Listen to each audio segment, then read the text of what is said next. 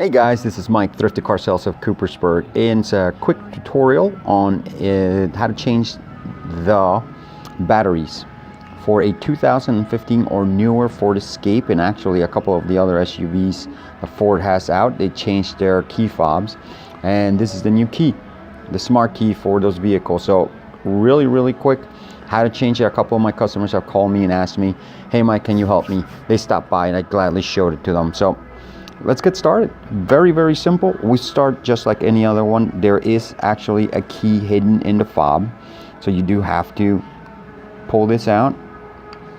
There's a tab that you pull, slide, and this will slide out. So this key, this fob is actually divided into two pieces, and what you have to do with your key, you in this notch pop it open this way. You see, separates and exposes everything, and there it is. It is that simple.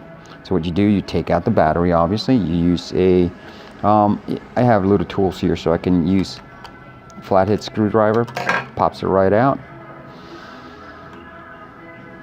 then put in the new battery like so, and of course I'm struggling. Here we go.